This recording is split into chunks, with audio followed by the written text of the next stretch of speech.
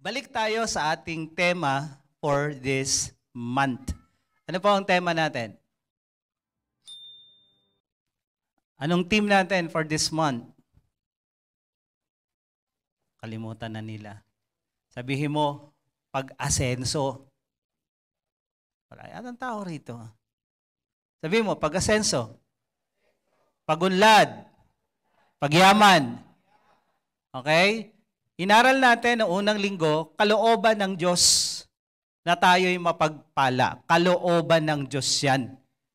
Kaya hindi tayo naniniwala sa mga nagsasabi na ang pagpapala ng Diyos ay purong kaligtasan lamang. Hindi tayo naniniwala doon. Okay? Pero ang kaligtasan po ay hindi lang yan grace or biyaya ng Diyos. That is promise. Because grace, you don't have to do anything. But promise, there is a requirement. Okay? Kailangan mong may gawin. So ang pagpapala ay hindi yan nakaupo ka lang at pray ka lang, no? Pray to God, the chicken will come. Walang ganon. You need to work hard. You need to obey. So last Sunday, pinag-aralan din po natin yung mindset reset. Ang pag-asenso ng isang tao, ang pagbabago ng isang tao, nagsisimula saan?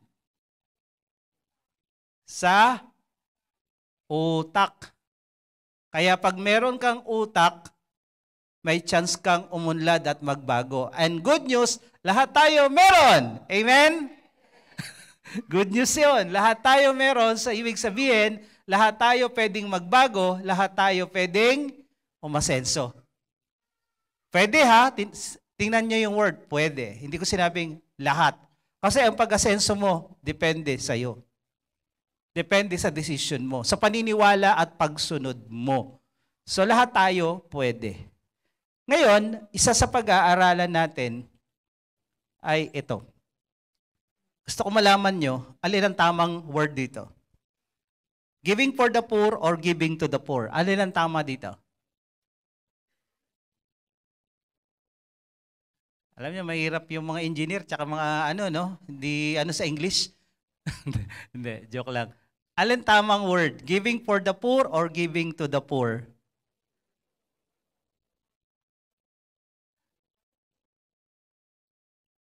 Mga mga ma'am, mga English speaking call center people, what is the right word? O what's the right phrase or sentence? Yung top o yung bottom? Sabi ng iba, yung gitna. Ano ibig sabihin ng giving for the poor sa Tagalog? Dalawa kahulugan yan. Pagbibigay para sa mahirap. Pag sinabing para sa mahirap, nagbibigay ka para sa mahirap. O itong pagbibigay nito, pagbibigay ng para sa mahirap. Dalawa meaning. Yung giving to the poor, ito maliwanag to. Giving to the poor is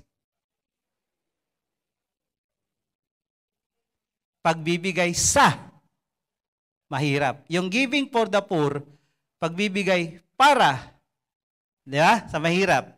Yung giving to the poor, pagbibigay sa mahirap. Nagkakaintindihan tayo. So ngayon, ano ang tamang gawin dyan sa dalawa? Pagbibigay sa o pagbibigay para? Anong gusto yung pag-aralan natin?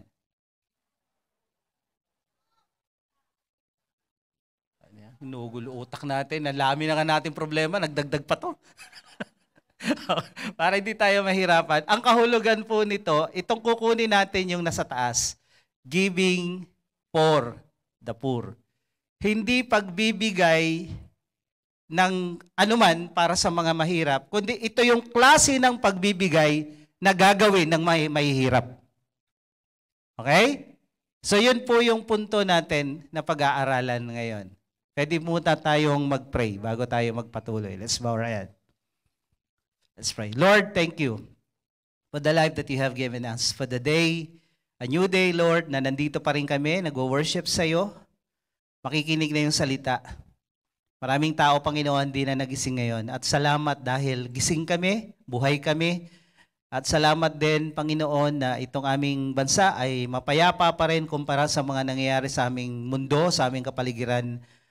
And Lord, as we enjoy, Lord, itong kalayaan na sumamba sa iyo, hayaan mo na hindi namin sayangin yung mga opportunities na ganito. Bagkus samantalahin namin while the day is day, because the night is coming na wala nang pwedeng magtrabaho para sa iyo. Kaya tulungan mo kami to maximize our time, talent, and energy to serve you and to bring more souls to your kingdom. And today as we listen to your word, Lord, you enlighten us, you speak to us, empower us, Lord, to obey. And God, let your blessing, Lord, pour out upon us as we obey your word. Surround us with your warring angels as we listen to your word. Let your anointing fall upon us, Lord. Thank you in Jesus' name. Amen, amen, amen. Palakpakan natin ang Panginoon. Giving for the poor. Ang kahulugan po nito na gusto ko ibahagi sa inyo, yung klase ng pagbibigay na mahihirap ang magbibigay. Bakit bibigyan natin ng trabaho yung mahihirap? Ang kultura ng mundo ganito. Dahil kami ay mahirap, kami ay dapat bigyan lang. Magmula dito sa Pilipinas at nung nandun kami sa India, 4 na taong kami halos doon, merong tinatawag sila na caste system. Pag ikaw mayaman, trabaho mo na tumulong sa mahihirap. Okay? Ngayon, to the point nga na pag tinulungan mo tong mahihirap na to, they will not say thank you to you. Dahil yan yung karma mo. Ang karma mo, mayaman ka, tumulong ka. Ang karma naman nila, mahirap sila, aasa sila. Dito sa Pilipinas, the same system. Wala nga lang karma-karma, walang ka-system. Pero ang nagbibigay dito sa Pilipinas, yung mayayaman at may pera. Hindi yung walang pera. Correct? Wala namang kausap dito, ang pera. Sagot naman kayo, yan na nga lang gagawin nyo sumagot eh. Kaya nga yung 4 piece, alam niyo yung 4 piece, yung 4 na isda. Ano talaga yan eh, nakakatulong yan, pero nakakatulong lang saglit. Binibigyan mo lang yung tao makasurvive for a day, for a week, for a month, pero wala kang pangarap na payamanin yung buhay ng taong yan. Wala pa akong nakita na nanghihingi, na mamalimos, na mahirap, na yumaman. Matagal na ako dito sa Antipolo nung kami napadpad dito. Lahat ng tao na nanghihingi dyan sa kanto, mga maliliit pa yung anak nila. Matataba pa sila noon. Ngayon siguro may mga sakit na sa baga dahil laging hinisingot ang usok ng mga sasakyan, krudo pa naman. Ang tagal na nila dyan, nandyan pa rin sila. Ibig sabihin, hindi umasenso ang buhay nila kahihingi. Ang kahihingi at paghingi ay hindi nagbibigay ng pagyaman sa tao. Hello? Kayo, may nakita na kayong pulubi na yumaman? Sige. Yung argument na to, pwedeng mag-usap tayo mamaya dyan sa labas. Kung meron kayo nakita, sabihin nyo. Meron? Wala? Wala. Ang mga mahihirap at panayhingi, hindi umaasenso sa buhay.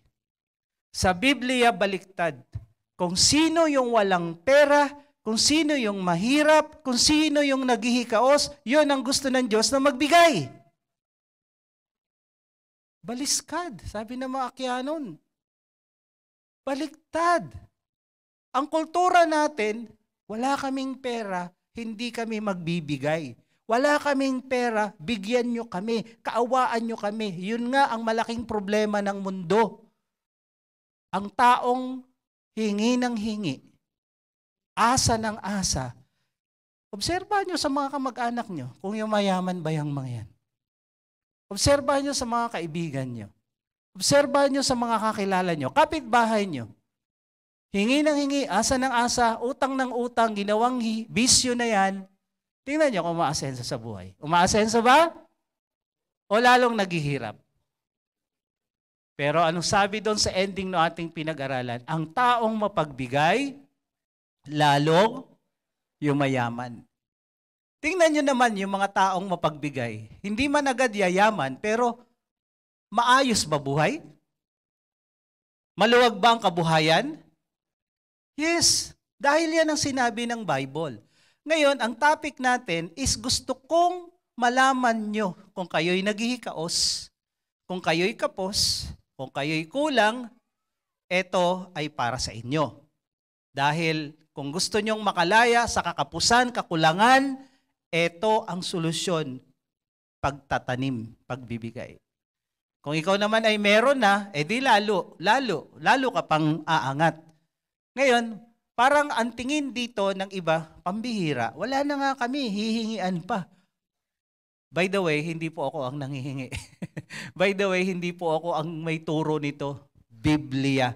Gusto ko lang ituro sa inyo para matapos na yung paghihirap nyo.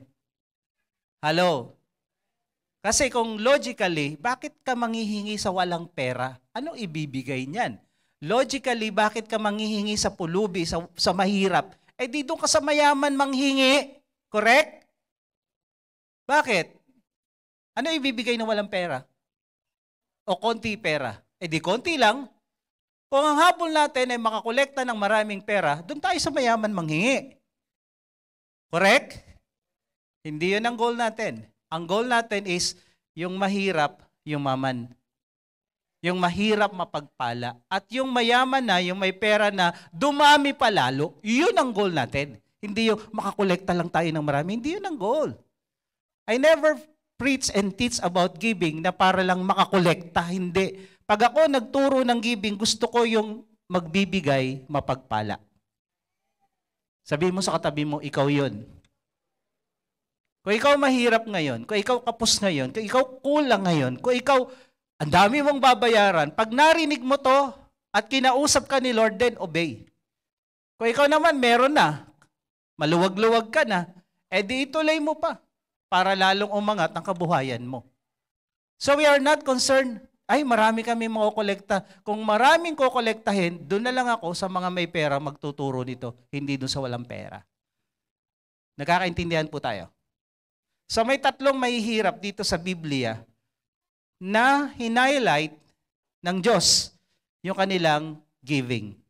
Number 1, alam niyo na to, itong kwentong ito, itong widow na to na nagbigay doon sa templo. Ayan. Tatlo yung isi-share ko. Medyo bibilisan ko lang dahil may gagawin tayo sa dulo mamaya.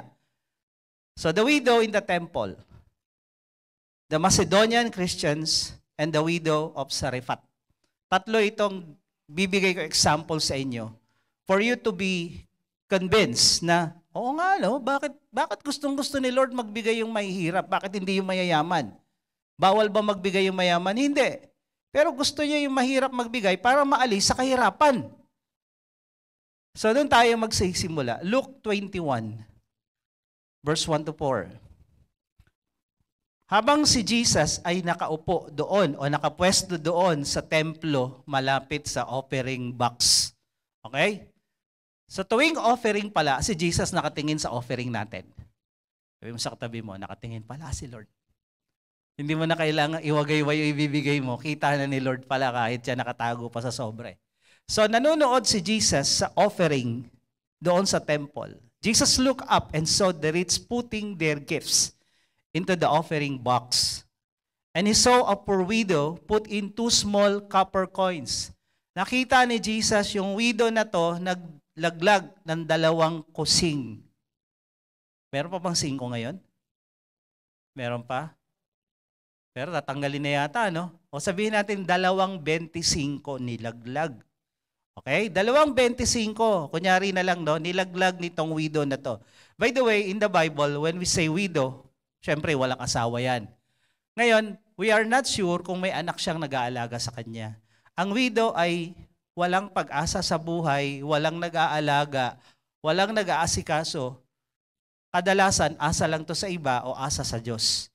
Pero itong widow na to, bagamat ganun yung kalagayan niya, yung 2 pirasong coins na yon, nilaglag niya. At ang sabi dito ni Jesus, He said, "Truly I tell you, this poor widow has put in more than all of them." Maraming mayayaman naglalagay sa offering box, pero ang sabi ni Jesus, mas malaki ang binigay nitong mahirap na widow na to. Widow na nga, mahirap pa. Okay? Widow na, mahirap pa. Kasi may mga ibang widow, mayaman naman eh. Yung mga nabibiktima ng love scam. Mayaman yan. May mga ipon niya, kaya alam ng mga scammer, uy, ito si widow ganito. May retirement, ano yan. So, nabibiktima. Eto, wala. Wala talaga. So, sabi dito ni Jesus, yung mayayaman nagbigay ng, for example, nagbigay ng 10,000 yung mayaman. Nagbigay ng 20,000 yung mayaman. Ito, nagbigay ng 2 coins na tig 25 centavos, nagbigay ng 50 centavos. Then sabi ni Jesus, mas malaki ang binigay niya. Paano naging malaki yung 50 sa 20,000? Tell me. Paano naging malaki? Kasi, todo. Yun lang yung pera niya, tinodo. Samantalang tong mayaman na nagbigay ng 10 o 20, sabihin pa natin, 100,000. Pero ang pera niyan sa bulsa, 100 million eh. Di ba? May 100 million siya, o may 1 million siya, may 100,000 siya, binigay niya 10,000. Ibig sabihin, mas malaki pa rin yung binigay nung mahirap na widow. And then sabi ni Jesus, for they all contributed out of their abundance. Yung sobra lang ang binibigay nila. Yung excess. Yung tira. But she, out of her poverty, put in all she had to live on. Yung kanyang kabubuhay, yung 2 coins na yon, buhay niya yon. Ibinigay niya yung buhay niya sa offering box. Samantalang tong mayayaman ang ibinigay, tira. Okay? Ngayon, ano ang lesson dito sa kwentong ito? Generosity is for everyone, rich or poor. Sabi mo sa katabi mo, ang pagiging generous ay hindi exclusive o monopoly lang ng mga mayayaman. Ang pagiging generous ay pwede rin sa mahihirap o simpleng tao lang. Sabihin mo, pwede kang maging generous. Ay, paano magiging generous? Wala nga kaming pera. Kung ang pera mo, 10 piso na lang, tinodo mo pa yan, ay generous ka. Amen? 10 piso? Oo, generous ka kasi yan lang ang pera mo. Piso. Oo, pag tinodo mo yung piso, generous ka. Ngayon, may pakinabang ba ang church sa piso mo? Wala. Sino nakinabang pag tinodo mo yan? Sino? Yung binigyan o yung nagbigay? Ikaw. Ganito ako magturo ng giving, hindi para hingan ka, kundi para ka magkaroon. Yung piso mo, walang kwenta yan, walang mabibili yan, kahit string ng gitara, hindi yan kasya.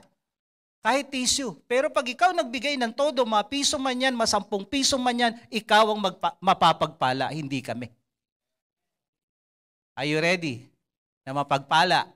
So ang generosity ay hindi lamang para sa mayayaman, para din sa walang pera, para sa mahirap o sa konti lang ang pera. Sabi mo sa katabi mo, be generous. Itong poor widow, generous siya. Mapagbigay. Pangalawang leksyon dito sa widow na to. Sacrificial giving impresses God. Yung pagbibigay mo na may halong sakripisyo, natutuwa ang Diyos. Dahil sabi dito sa kwento, she gave her all. Ito yung dito tayo magsabing, sana all. Pag nag-offering, sana all. Kaya ba natin yan? Sana all? Sabi nila, teka lang, wala kaming pamasahe pag-uwi. Ito po ay ginagawa pag narinig nyo si Lord nangusap sa puso nyo. Kahit wala ka pang pamasahe pag-uwi, paglabas mo gagawa ng Diyos ng himala. Nung una, sa isang church, sa dating church namin, pupunta kami doon sa church namin, sa Aurolio. Doon kami nag-church. And then pag may nagturo na ganito, tapos narinig namin sa puso namin si Lord, talagang bigay lahat. Walang matirang pamasahe. Alam mo, nangyayari yun. Pag uwi namin, mayroong titigil na, sabay na kayo. Sabay na kayo. Libre na sa pamasahe. One time, umattend ako ng mission care training sa Pampanga, sa Angeles. May nagturo doon na missionary. Paano alagaan yung mga missionary? Yun yung topic niya. So habang siya yung nagtuturo, babae yun, Amerikana na, na missionary. So habang siya nagtuturo, di paano alagaan yung mga missionary care. Biglang nangusap si Lord sa dulo matapos siyang magturo. Sabi niya, yung pera mo, ibigay mo. Ibigay mo doon sa missionary na puti, na mukhang mayaman. Eh yung pera ko, konti lang. Wala pa kaming negosyo noon. Kararating lang namin ng Pilipinas, galing India. So yung konting pera ko, ay tamang-tama lang na pamasahe ko sa bus mula Pampanga hanggang Cubao. Okay? Tapos may konti na matitira papunta dito sa saan kung man kami nakatira noon, pamasahe lang sa jeep. Nasa San Mateo ata kami noon. Pasig. Sa Pasig. So nung sinabi ni Lord sa heart ko yon na ibigay, sabi ko, ito yung una kong inisip, Lord, hanggang Cubao lang ako makakarating pag binigay ko to. Cubao to Pasig, maglalakad ako. Pangalawa, mukhang mas maraming pera sa akin yan. Puti yan, missionary yan na foreigner. Sabi ko, itong bibigay kong perang ito, ang konti nito nakakahiya. Baka wala tong, walang bearing, hindi ito makakatulong. Parang yung sinasabi ko, nagbigay ka ng piso. Anong magagawa ng piso mo? May magagawa? Wala. Wala. So ganun yung status ko nung time na yon. Walang kwenta to, pamasahe ko lang to. Pero talagang malakas yung udyok ni Lord sa heart ko. Binigay ko yung pera. So yun, yung pagbigay ko ng perang yun, hanggang Cubao lang ako makakarating. Pero gumawa si Lord ng himala na nakauwi ako hanggang Pasig. Then, nag-church pa kami noon sa Robinson, Galleria. Kinabukasan, Sunday. Sabado kasi yun. Pagdating namin doon sa Galleria, na-meet namin yung kaibigan namin na doktora, dermatologist yun sa Ortigas. Yung binigay ko na amount, kumpara sa binigay ng doktora na yun, binigyan niya kami ng times 10 o times 100 yung amount. So yung tinanim ko, kinabukasan tumubo agad. Tumubo agad. So yung mga ganong himala na sacrificial giving, pinapatulan ng Diyos yan. Walang imposible sa Diyos. Nung nasa India naman kami, ganun din. May mga Bible study kami. Tapos Christmas season, ang mga Hindus ay may celebration din during the Christmas season. Hindi nga lang Christmas. May Festival of Lights sila, may Diwali. So, sineshare namin yung mga doktor din doon. Then, punta kami, wala kaming pera, kundi pamasahe lang papunta. Tapos, ang usapan namin, lalakad na kami pa uwi. Ang layo nun. May bit-bit pa kaming 2 bata. Maliliit pa si Betuel tsaka si Gabi nun. So, iniisip namin, paano tayo makakauwi? Alam mo, pagdating doon, matapos yung party at nakapag-share kami, sabi nung doktora, ihahatid na namin kayo pauwi. By the way, hindi Tagalog, wag kayong mag-alala. Bakit Tagalog yun dyan? Tinatagalog ko na lang. Ihahatid namin kayo pauwi. Nagkatinginan kami. Sabi ko, thank you Lord. Hindi kami maglalakad.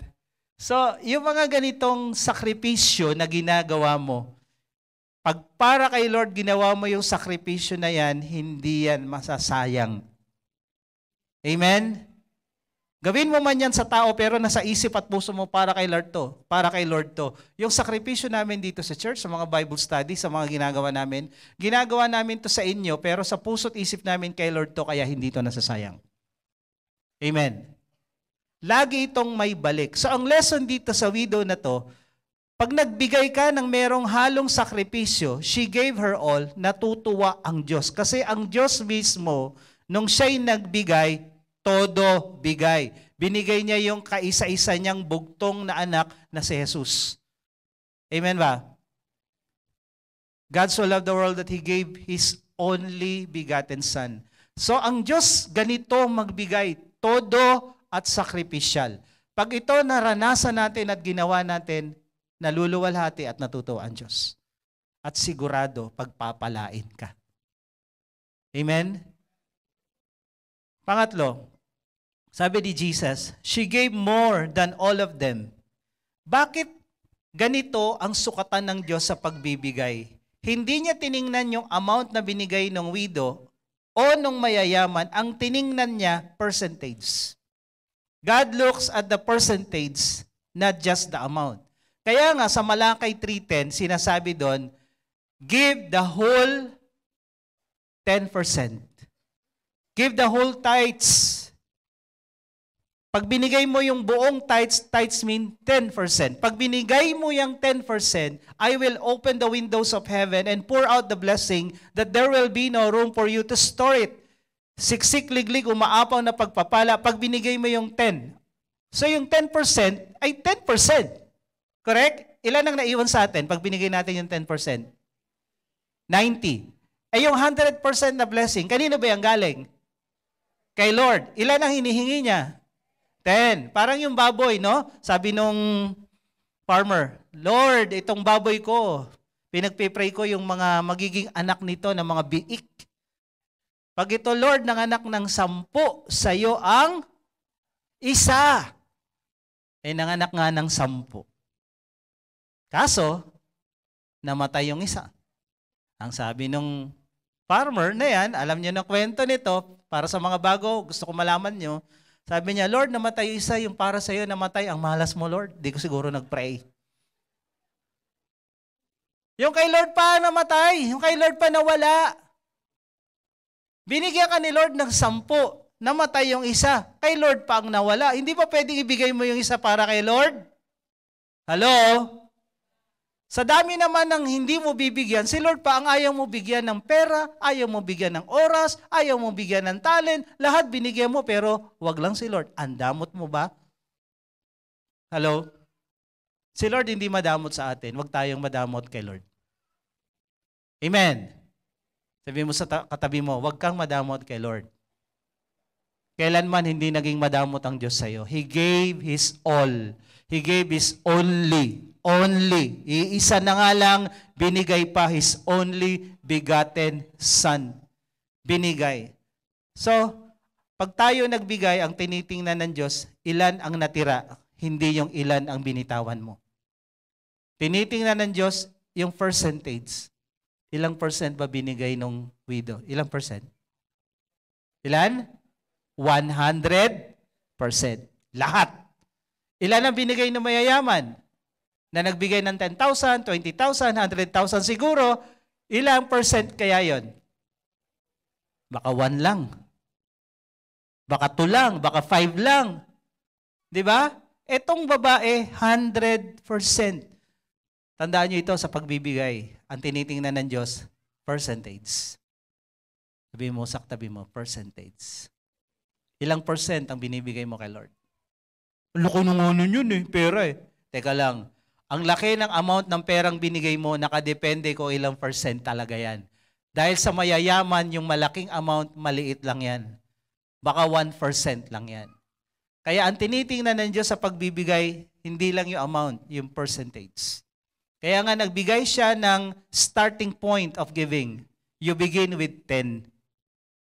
Okay? You begin with 10. Not less. More fede, but not less. When you go below 10%, hindi na yan yung required ng Biblia. Kaya tinitingnan ng Diyos, ito 20% ang binibigay. Ito 30%. Marami po dito sa amin, hindi kami nagbibigay ng 10. We start with 20 up. Yan po yung giving namin dito. Maraming mga tao dito, mga leaders, magmula sa amin, hindi kami nagbibigay ng 10. Lagpas na kami dun. Hindi na kami nakatali sa 10% at hindi na namin sinusukat, 10%. Hindi. Bakit? Binigay nga ni Lord buo eh. Tapos sa atin, barya lang, aangal pa tayo. Amen. Sabi mo sa katabi mo, binigay ni Lord sa iyo buo. Huwag kang magbigay ng barya. Amen? Pag exchange gift, binigyan ka ng 500, tapos ang ibibigay mo 50 pesos, tama ba yan? Tama ba yun, exchange gift? 500 na tanggap mo, 50 babalik mo? Tama, mali? Mali. Anong tawag mo doon? Sa ganung ka-exchange gift, pag munito-munita, anong tawag mo dyan? Kurips? Ano pa? Magulang.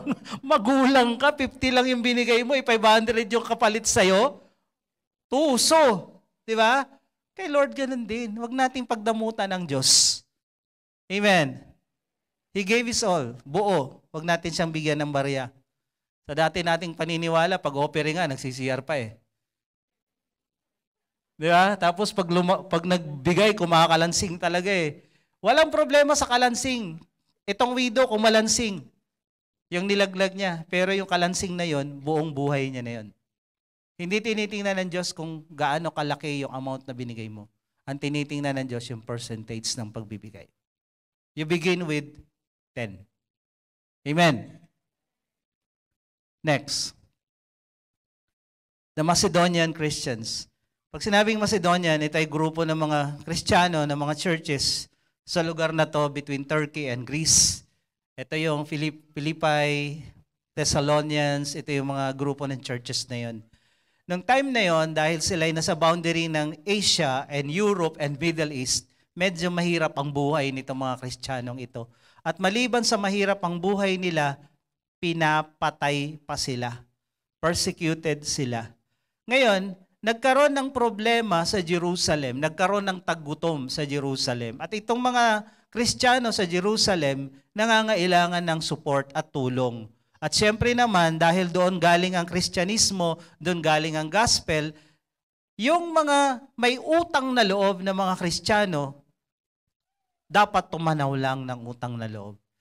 At itong mga Macedonian churches, Christians, marunong tumanaw ng utang na loob. Okay?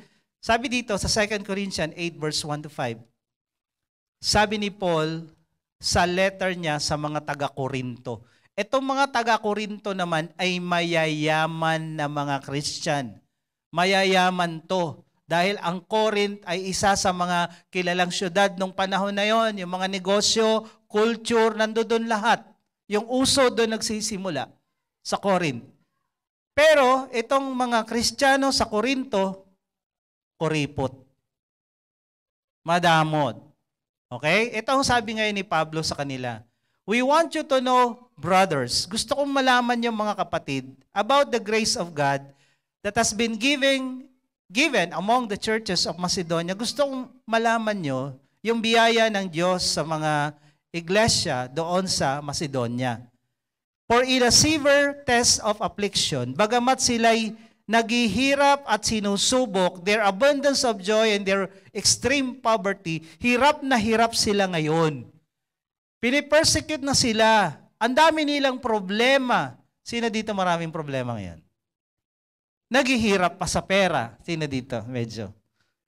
Eto sila. Macedonian Christian, hirap na. Ang dami pang problema. Ang dami pang pagsubok. Pero, sabi dito, have overflowed in a wealth of generosity in their part.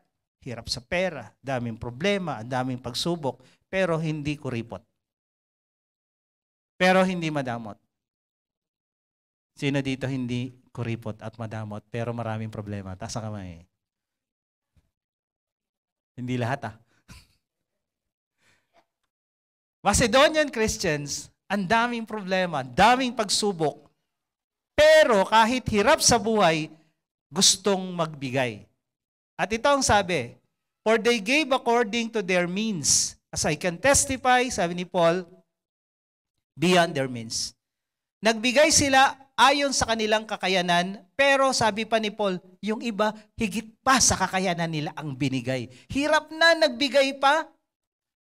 Ay, grabe naman yan. Kaya sabi niya, pambira, hirap na nga kami, tapos ganyan-ganyan pa, ang dami pang mga hinihingi-hingi. Di ba? May mga ganong complaint. So, dito, ibang klase itong utak nitong mga to.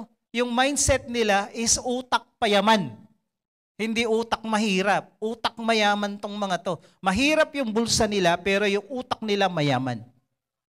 At alam natin, in the history, itong area na to, umasenso talaga. Okay? So, they gave according to their means and beyond. Of their own accord, kusa, hindi pinilit, hindi manipulate, hindi talagang pinwersa, kusa, begging us earnestly for the favor of taking part in the relief of the saints. At sila ay namimilit pa. Pwede ba kaming magbigay? Sabi siguro ni Pablo, hirap na kayo eh. Hindi, gusto namin. May problema kayo. Hindi, gusto namin. Hindi, iba na lang. Hindi, gusto namin. Sa ibang mga tao, Hirap na nga kami, magbibigay pa. Itong Macedonian Christian, makulit, mapilit, gusto talaga nilang magbigay. At ang sabi dito, and this, not as we expected, but they gave themselves first to the Lord, and then by the will of God to us. Ito yung tamang pagbibigay. Pag nakaya mong ibigay yung sarili mo sa Diyos, kaya mong ibigay lahat para sa Diyos. Kami, nung nag-missionary kami, wala na kaming tinira para sa sarili namin. Lahat ng buhay namin, magiging anak namin, at nung nagkaroon na kami ng anak, pangarap namin, nakalatag na yan lahat sa altar. Wala na kaming tinira. Until today, pati nga sariling oras namin, halos wala. Para yung toothpaste na, alam niyo yung pag yung ubos na, ang ginagawa niyo, pag ubos na yung laman ng toothpaste niyo, yung tube na ganyan kalaki. Di ba pinipiga mong ganun? Para may lumabas? Ganun kami. Ang lakas namin at oras namin, pinipiga namin para lang kumasya sa lahat. Wala kaming sinasayang na panahon, oras. Lakas. Bakit? Binigay na namin lahat kay Lord. Yung mga taong hindi pa binigay ang buhay kay Lord, ang lahat kay Lord, maraming tirayan, maraming ginagawang iba, maraming pagsasayang na ginagawa sa oras at nangihinayang sila pag nagbigay sila ng oras sa Panginoon at sa mga naglilingkod sa Panginoon. Nanghihinayang sila. Pero yung mga taong binigay na lahat kay Lord, pati pera, hindi nila pinanghihinayangan. Ano bang mas mahalaga, pera o buhay? Pag wala ka ng pera, pwede mong kitain yan. Pero pag wala ka ng buhay, kaya mo pang kumita? Hindi. Mas mahalaga ang buhay kaysa sa pera. Pag kaya mong ibigay ang buhay mo, kaya mo ring ibigay ang pera mo. Amen? Pero pag ang buhay hindi mo kayang ibigay, pera pa. Kaya yung mga taong ang buhay binigay na kay Lord, walang problema yung giving, walang complain yan. Tanong mo yung katabi mo, nabigay mo na ba buhay mo kay Lord? Nung namatay si Jesus sa krus, binigay niya ang buhay niya sa'yo. Nung tinanggap mo siya sa puso mo bilang Panginoon tagapagligtas, yung pagbibigay ng buhay niya, tinanggap mo. Pero pag ikaw naging disipulo ni Kristo, dapat ang buong buhay mo, binibigay mo naman sa Kanya. Kung binigay niya ang buo niya sa iyo, sa discipleship, bibigay mo rin yung buo mo sa Kanya. Exchange gift. Okay? So yun ang tunay na disciple. All. All or nothing. Anong lesson dito? Sa Macedonian Christians, they gave themselves first to the Lord and their leader. Anong sabi ni Paul? They gave themselves first to the Lord and then by the will of God to us. Hindi lang pala kay Lord binibigay yung kanilang buhay, kundi sa leader nila. They gave to the Lord and then sa nilagay ni Lord na mag-lead sa kanila. Kaya pagdating sa bulsa, easy. Sisiw, hindi, ang hirap naman ibigay nito. Pag mahirap kang magbigay ng finances mo, ibig sabihin ng buhay mo, hindi mo pa na-surrender kay Lord at hindi mo pa nabigay sa paglilingkod under your leaders. That's the evidence, sabi ni Paul. Pangalawa, then they gave sacrificially. Matapos mong ibigay yung buhay mo kay Lord, and kay Lord pa rin, pero under ng leadership, then kaya mo nang magbigay ng sacrificial giving. Hanggat hindi mo yung nagagawa, hindi mo kayang magsakripisyo financially. Hindi mo nga masakripisyo buhay mo. Pero pag ang buhay mo na sakripisyo mo para kay Lord, ang pera madaling isakripisyo. Sa akin ang pera, hindi mahalaga sa akin ang pera. Mas mahalaga sa akin oras. Dahil ang oras hindi ko kayang kitain. Ang pera kaya kong kitain at hanapin.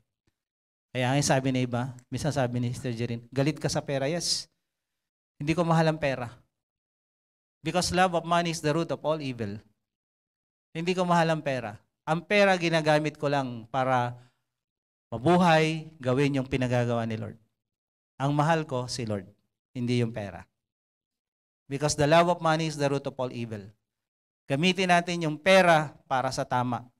At pag ikaw, mahal mo ang Diyos, binigay mo na ang buhay mo sa Diyos, kaya mo isakripisyo yung perang yan. Because pag bukas ang palad mo, madaling pumasok ang pera, dumadaloy pa. Pero pag ang palad mo tikom, mga boksingero, hindi pinagpapala ng Diyos. Boksingerong Christian, hindi yung tunay na boksingero. Kasi pag nagbagsak ng blessing si Lord, di mo masasalo. Kung ano yung blessing sa kamay mo, yun na lang. Pero pag bukas ang palad mo, yung blessing dito dadaloy sa iba pero mayroong pang babagsak ulit. Yun ang taong mapagbigay. So dito sa Macedonian Christians, ito ang mga lessons natin. Poor can be generous also. Kahit mahirap ka, pwede kang maging generous. Kahit may problema ka, kahit nagsasakripisyo ka sa oras na to, kahit ang dami mong problema, pwede ka pa rin maging generous. Sabi mo ulit sa katabi mo, pwede kang maging generous. Ang desisyon nasa iyo. At sila'y nagbigay hindi lang ayon sa kanilang kakayanan, kundi higit pa sa kanilang kaya. Ibig sabihin, nabigay na natin yung 10 eh. Bigyan natin yung 20. Teka lang, meron pa tayo bibigay, gawin natin 30. Sa ibang klase mag-isip itong mga to. Yung mindset nila, mindset ng mayaman. Kasi ang mindset ng mahirap laging kapos. Kaya pag kapos ang mindset mo, ang pagbibigay mo, kapos din. Dahil mindset mo, kapos. Ang blessing mo, kapos din. Kung ano utak mo, yun ka. Kapos ang utak mo, kapos din ang blessing mo. Sabi mo sa katabi mo, huwag kang kapos. Dapat lubos. Panghuli, the widow of Sarephat. Ito pong Sarephat ay, ito ngayon, nasa lugar kung saan nandoon yung mga Hezbollah. Sa Lebanon. Malapit din to sa teritoryo ng mga Palestinian, between Lebanon and Israel. Nung nagkaroon ng tagutom, itong kwento ng 1 Kings 17, sabi ni Lord kay Elijah, parurusahan ko yung bansa. Magkakaroon ng tagutom, tagtuyo, kaya magkakaroon ng tagutom. Pag binasa nyo kung ilang taon sa James chapter 5, 3.5 years na walang ulan. Walang ulan, so therefore, mawawalan ng tubig, yung mga halaman mamamatay, at pag namatay yung halaman, mamamatay yung mga hayop. Walang pagkaing mapoproduce. Ano na yan? Domino effect na yung paghihirap. So, ang sabi ni Lord kay Elijah, punta ka doon sa Brook of Cherith. Doon ka tumira, umaga, hapon, gabi, magpapadala ko ng pagkain sa iyo, at ang ginamit yung raven. Yung raven ay mga uwak na malalaki. Matatakaw to. Okay? Nandun kami sa India, pag naglaro sila Betwell sa park, bigla na lang yan, lalanding ng ganon, at kung anong pagkaing hawak nila o nakakalatag doon, biglang kukunin yon. Ganon katakaw to. So yun ang nagbibigay ng pagkain, nagdi-deliver kay Elijah. Pero, ang sabi doon sa kwento, sa verse 1 hanggang 7, natuyo na yung ilog, natuyo na yung brook. So, ang sabi ni Lord kay Elijah, alis ka na dyan, yung blessing dyan, wala na. May principle po dito. Ang blessing, ang source of blessing hindi nagbabago. Si Lord lagi ang source. Pero yung daluyan ng blessing, nagbabago yan. Maaring dito ka binibless ni Lord ngayon, sa susunod dito naman. Huwag kang sarado kandado, dito na ako pinanganak, dito na ako mamamatay. Mamamatay ka talaga dyan sa ilog kasi tuyo na yun eh. Pag hindi mo ginamit ang kukote mo, at diyan ka pa rin sa ilog, patay na rin yung uwak na nagdadala sa iyo ng pagkain, kaya umalis ka na dyan. Meron ako isang libro na nabasa, Who Moved My Cheese? Ewan ko, nabasa niyo yun. Wala na yung cheese, wala na yung blessing dyan. Move on. Wala na yung jowa mo dyan, move on. Wala na yung emotion mo dyan, move on. So tama na, alis ka na dyan, sa brook na yan. Lipat ka na. Sabi ni Lord kay Elijah, punta ka doon sa Sarephat. The word of the Lord came to him, arise, go to Sarephat, which belonged to Sidon, and dwell there. Doon ka tumira. Hindi lang transient, titira siya doon. Kung 3.5 years yung tagutom, siguro 3 years siya nandun. Hindi natin alam, wala naman binanggit specifically. Pwedeng 2 years, pwedeng 3 years. And then sabi dito, dyan ka titira. And behold, I have commanded a widow there to feed you. Again, anong ipapakain ng widow? Wala nga yung asawa na nagbubuhay at nagtatrabaho para sa kanya. Mahirap pa. And then, liability ng society ang mga widow, kadalasan. So, ang sabi ni Lord, doon ka pumunta. At sa dami namang pwedeng puntahan, ba't doon pa? Palagay nyo? Pwede namang pumunta ka doon sa mayaman na yun, no? Maraming impok yan. Maraming blessing yan. Doon ka muna tumira habang tagutom habang merong parusa sa bansa ng Israel. Pero pinapunta siya sa mahirap. Sa walang pera. Sa walang pag-asa. Sa namomroblema sa buhay na widow, na babae, na balo. So he arose and went to Sarephat. And when he came to the gate of the city, behold, the widow was there gathering sticks, and he called to her and said, "Bring me a little water in a vessel that I may drink." Pagpunta niya sa Sarephat, nakita niya agad yung widow. Sabi niya, "Pwede ba, bigyan mo ko ng konting maiinom na tubig?" At nung lumakad na yung babae, yung tubig pa lang, big deal na yan eh. Big deal na yan dahil wala ngang ulan. Ngayon, humirit pa itong si Elijah sa verse 11. Habang siya'y papunta doon sa kanyang kusina siguro para kumuha ng tubig, tinawag uli ni Elijah, sabi niya, wait.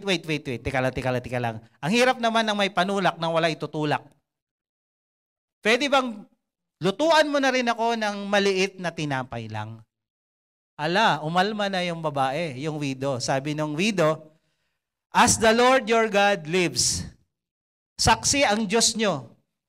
Iniisip ko nga kagabi, paano nalaman nitong widow na ang Diyos ni Elijah ay si Yahweh? So, dalawa. Iba itsura ng mga Hudyo sa mga Lebanese. Magkaiba itsura niyan. So, alam nitong babaeng ito, ng widow na to, na Hudyo tong lalaking to, at ang Diyos niya, si Yahweh, si Jehovah, sa Old Testament.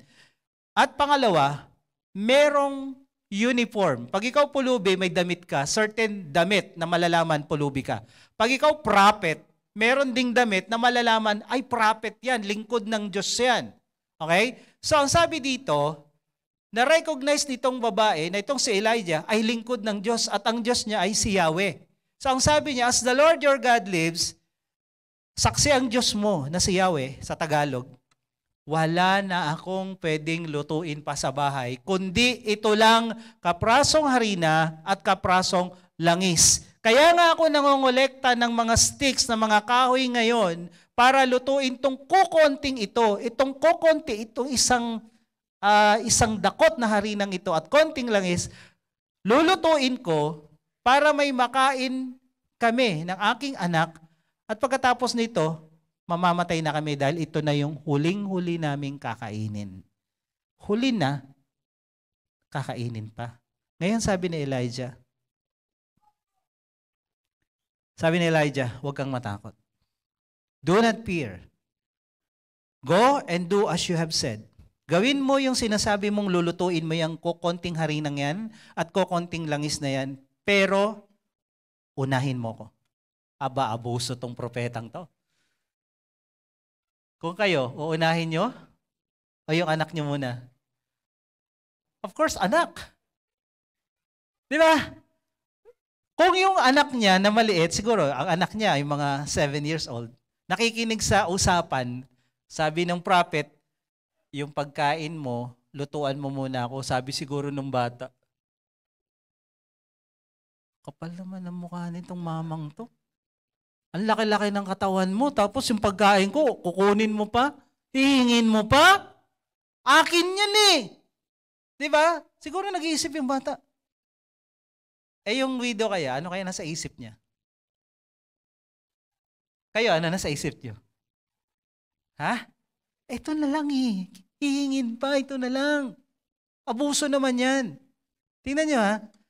Ang sabi ni Elijah, huwag kang matakot. Gawin mo yung gusto mong gawin, pero unahin mo ko. Make me a little cake or bread and bring it to me. And afterward, make something for yourself and your son. Pagkatapos, ikaw at saka yung anak mo. Unahin mo ko. Pambihira naman. Unahin mo. Pamilya tong pinag-uusapan dito. And then sabi dito, "For thus says the Lord, the God of Israel, the jar of flour shall not be spent, and the jug of oil shall not be empty until the day the Lord sends rain upon the earth." Kung 2 years to, sabi ni Lord kay Elijah, at sabi ni Elijah sa widow, yung kapraso mong harina, hindi yan mauubos. Yung kapraso mong langis, hindi yan mauubos. Kahit 2 taon pa ang lumipas, hindi yan mauubos kung marunong ka lang sumunod. And it happened Lumipas yung 2 taon, natapos yung 3.5 years, itong babaeng ito hindi namatay sa gutom. Araw-araw may kinakain siya dahil binigay niya yung kokonti, binigay niya. Kokonti na lang hiningi pa at binigay niya. Anong lesson dito? Faith. She believed God's word. Naniniwala ba kayo sa naririnig nyo ngayon? Na gusto ni Lord pagpalain ng mahihirap. Gusto ni Lord bigyan ng pera yung mga walang pera. Gusto ni Lord yung makukukunti yung pera paramihin. Paano naman kami na marami na? Paramihin pa. Okay, baka sabihin nyo, unfair naman yan, para lang sa mahirap yung topic. Hindi, para po sa lahat ito. Kaya lang priority ni Lord yung mga kapos. Dahil gusto niyang puspusin ng pagpapala yung mga kapos. Gusto niyang magkaroon ng lubos. Gusto ni Lord mabless. Pangalawa, to obey na wala ka na nga, kukunti na lang yan, susunod ka pang ibigay, you need to be courageous. Courage to obey God's word. Mahirap sumunod minsan sa mga inuutos ng Biblia, pero kailangan mo ng tapang. Kaya nga, di ba, Revelation 21:8, ang mga duwag itatapon sa impyerno. Sa pagsunod sa Diyos, kailangan matapang ka. Bawal ang duwag sa langit. Sabi mo sa katabi mo, bawal ang duwag sa langit. Hindi papasok. Bawal ang mga takot, bawal ang mga duwag, dahil pati sa pagsunod, duwag ka. Takot sa patay, takot sa dilim, lahat kinatatakutan. Bawal. Pangatlo, sacrificial obedience. Nung binigay niya yung kokonting harina at langis, habang niluluto niya, Lord, todo na to ha. Lord, todo na to. Habang yung anak niya naman naglalaway, wala ako kakainin mamaya. Todo na to, Lord. Todo na to. Willing to risk itong babaeng ito, whatever will happen. What if hindi nag-multiply? Di, patay na sila bukas pa lang. Pero ang faith ay willing mag-risk. Ang taong may faith handang mag-risk. Amen? Kung kay Lord naman ito gagawin, dapat lang mag-risk tayo. Yung pagpunta namin ng India, that is big risk. Hindi namin alam kung mabubuhay pa kami doon. Marami na kaming ginawa na risky. But still, si Lord nandiyan talaga. And then, nung siya'y nagbigay na, syempre, may faith naman siya, umaasa siya, magkakaroon ng himala. When you give, expect a miracle. Amen? Sabi mo sa katabi mo, umasa ka sa himala. Dahil yung piso mo, wala namang mapapalayan. Yung 10 piso mo, walang mabibili niyan ngayon. Pero when you believe God, kayang i-multiply ng Diyos yan. Amen? And sa dulo, she was blessed because she blessed the servant of God. Ito ang gusto kong maintindihan nyo. Pag pinagpala nyo ang lingkod ng Diyos, pagpapalain kayo ng Diyos. Hello, ulitin ko ha. Pag pinagpala nyo ang mga lingkod ng Diyos, pagpapalain kayo ng Diyos. Kasi nagmamayari dyan sa lingkod ng Diyos, Diyos. Ano mang gawin mo dyan sa lingkod niya, ginagawa mo yan sa Kanya. Pag gumawa ka ng mabuti, gumawa ka ng matino sa lingkod ng Diyos, o kami, mga pastor, gawan nyo kami ng mabuti, sa Diyos nyo yun ginagawa. At ang Diyos gagawa ng mabuti sa inyo. Pero pag ginawa nyo mali, pag ginawa nyo masama, ang Diyos ang kalaban nyo. Hello? At tingnan nyo dito ha. Ito. Direct, sasabihin ko sa inyo. Ito bang pagtulong nitong widow kay Elijah, church bang pinag-uusapan, ministry ba o personal? Yung pagkain ba nakakainin ni Elijah is ministry ba yan? Music ministry ba yan? Security ba yan? Multimedia ba yan? Church ba yan? Hindi. Personal yan. Sabihin ko sa inyong lahat, when you extend help, personal, na kailangan ng mga lingkod ng Diyos, diyan mas malaking blessing ang matatanggap na isang tao. Sa church, tumutulong kayo, yes. Ang natutulungan nyo rito, lahat yan. Hindi yan direct sa amin personally. Pero when you help us personally, sa mga bagay na kailangan namin dahil ang buhay namin at oras namin nakabigay lahat sa inyo. Pag nakatulong kayo personal sa amin, kagaya ng nangyari kay Elijah, yung blessing nyo hindi mauubos at hindi matatapos. At hindi kakapusin. Ay, nakatulong na ako sa church. Sa church yun. Have you done something for Elijah? Have you done something personally, specifically, para sa leader nyo? Ang kwento po namin, parang pyramid. Alam niyo yung pyramid? Inverted pyramid. Yung inverted pyramid, ano yung nasa dulo, sa ilalim? Yung tip ng pyramid. Nandun kami. Binubuhat namin yung buong pyramid. Ang oras at buhay namin, nakapokus sa pagbubuhat dun sa pyramid na yon. Ang pyramid na yon, kayo, yung church. Baliktarin naman natin yung pyramid. Anong nasa ilalim? Yung vase. Marami? Malawak? Yes, kayo yon. Nasa tuktok nun, yung dulo, kami yon. Kung bubuhatin nyo kami, kung tutulungan nyo kami, madali. Ang dami nyo eh. Yata nila na gets. Madami kayo. Kayang-kaya nyo. Pero pag binaliktad namin yon, kami yung bumubuhat sa inyo, ano mas madali? Buhatin nyo kami o buhatin namin kayo? Diba? So, this same thing, ang kailangan ni Elijah ay personal thing. Doon mas binibless ka pag yung personal na pangangailangan ng mga lingkod ng Diyos, nakakatulong ka. Hindi lang church. Kitang-kita ito sa buong storya ng Biblia. Kaya, yun. Sana naintindihan niyo yung sinasabi ko. Mas madaling buhatin yung isa kaysa yung, mas madaling buhatin yung isang grupo, isang pamilya, isang tao ng marami kaysa magbuhat yung isa ng marami. Mas mabigat yung load namin kaysa sa load nyo. Kaya dito, makikita natin, ang magpala sa lingkod ng Diyos, pinagpapala ng Diyos. Amen. So lastly, bakit atat si Lord na turuang magbigay ang may hirap? Kasi ito, why God wants poor people to give. Remember the words that the Lord Jesus Christ Himself said. It is more blessed to give than to receive. Sa Tagalog, mas pinagpapala ang nagbibigay kaysa tumatanggap. Sino gusto mapagpala? Ang pagpapala, wala sa pagtanggap. Hindi mo sasabihin, ay tumanggap ako, na-bless ako. Yes, na-bless ka ngayon lang. Pero, tapos na yan dyan. Pero pag ikaw nagbigay, ang blessing mo, tuloy, tuloy, tuloy. Kaya nga ang sabi ng Proverbs 11:24, ang taong, sige, basahin natin, ang taong mapagbigay, lalong yumayaman. Sino gusto yumaman? Mapagbigay. Bakit pinipilit ng Diyos, ini-encourage ng Diyos ang mahihirap magbigay? Kasi giving is sowing. Ang pagbibigay ay pagtatanim. Kung wala kang tinanim, wala kang aanihin. Kaya baguhin natin yung mindset ng mahirap. Mahirap nga ako kaya dapat bibigyan ako. Kaya ka nga dapat magbigay para matapos na yung paghihirap mo.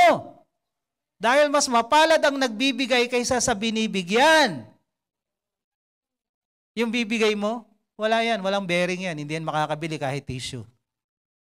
Pero pag nagbigay ka ng todo, kung yan lang ang kaya mo, yung balik niyan, mas marami kang pakinabang. Amen. Kaya we encourage the poor to give because we want you to become rich. Ini-encourage namin yung mga wala, yung mga kapos na magbigay para magkaroon ka ng lubos. Brutal naman yan. Brutal ang Bible para kay bless. Amen? Kaya sa iba, ang mindset, yung mayayaman, encourage nating magbigay. No, we encourage the poor to give. Why? Para kayo yumaman. Paano naman kami mayayaman? Bahala ka sa buhay mo. Yumayaman ka na. Di magbigay ka pa para lalo kang yumaman. Dahil ang taong mapagbigay, lalong yumayaman. Sino gusto yumaman? Tayo.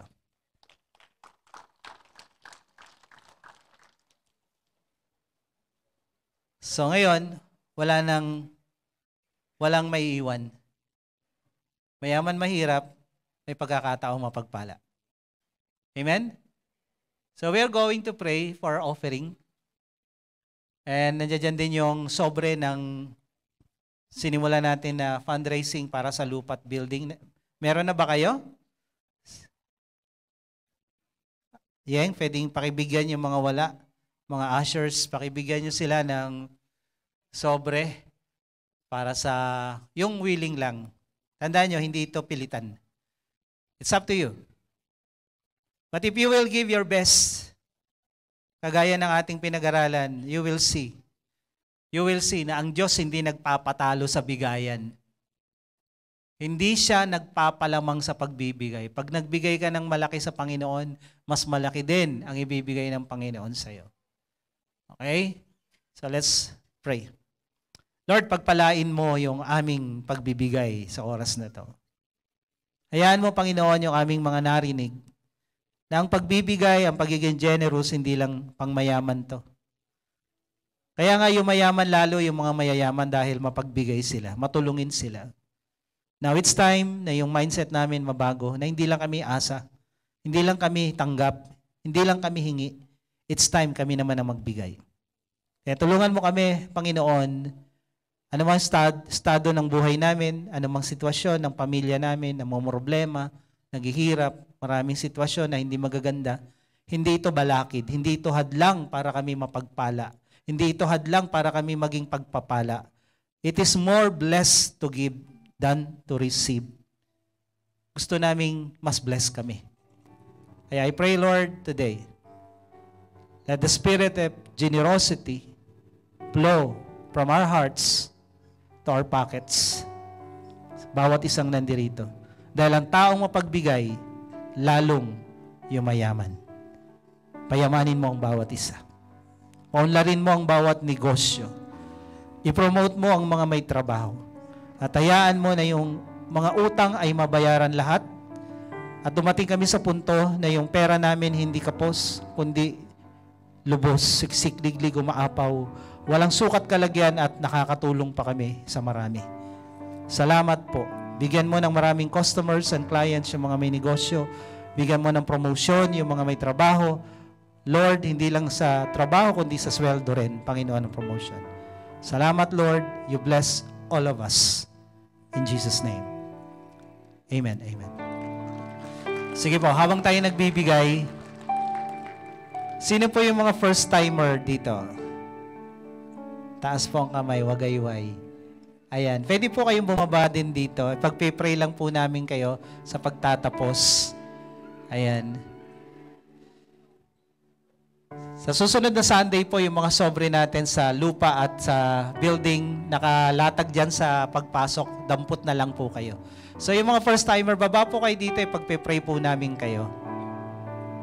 Bago tayo magtapos. Tapos, pagkatapos po nito, pumunta po kayo sa mga ministries na gusto nyong salihan.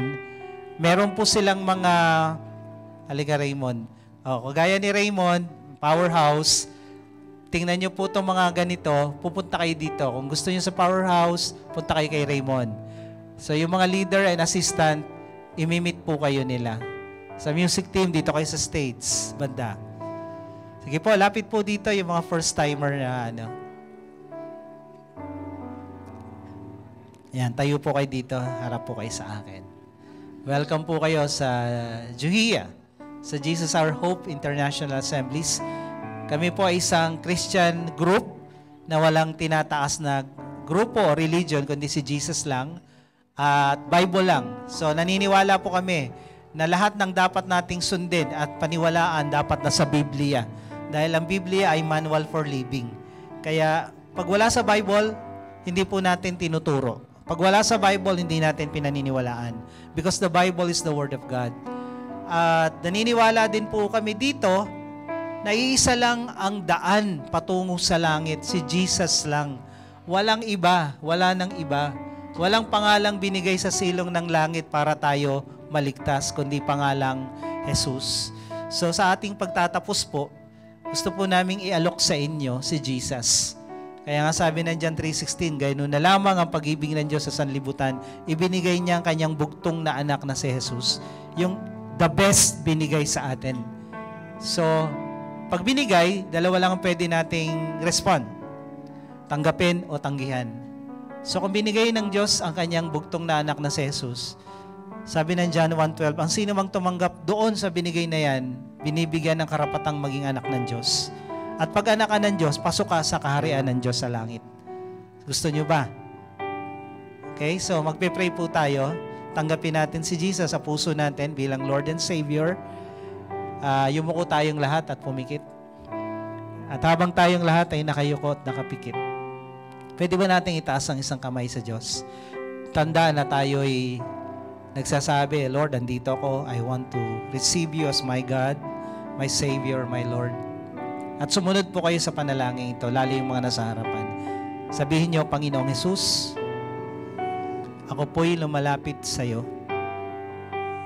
Nagpapakumbaba. Inaamin ko na ako isang makasalanan. At wala po akong magagawa para iligtas, ayusin, baguhin ang aking sarili. Ngunit Panginoon, ako po'y nananampalataya. Kaya ka namatay sa krus ay para tubusin ako, linisin, patawarin sa lahat-lahat ng mga kasalanan ko. Salamat po sa pagpapatawad mo, sa pagmamahal mo na natanggap ko sa oras na ito. Pinapapasok kita sa aking puso bilang Diyos, Panginoon at tagapagligtas. Salamat, Panginoon. Ito po ang aking dalangin sa pangalan ni Jesus. Amen. Ako na lang po magpipray. Pwede nyo na ibaba ang inyong kamay. Lord, dalangin ko sa mga anak mo na lumapit dito sa harapan. Patunayan mo ang iyong pagka-Diyos. Patunayan mo ang iyong pagiging dakila, mabuti at makapangyarihang Diyos. Ano man ang kanilang mga sitwasyon, kinalalagyan at pinagdadaanan sa buhay ngayon, mula dito sa baba hanggang doon sa taas, hayaan mo na makilala kanila sa pamamagitan ng iyong kapangyarihan, Panginoon. Lord, katagpuin mo sila, pagalingin mo sila, pagpalain mo sila. Ano ang mga kalagayan nila, Lord, samahan mo sila, gumawa ka ng himala.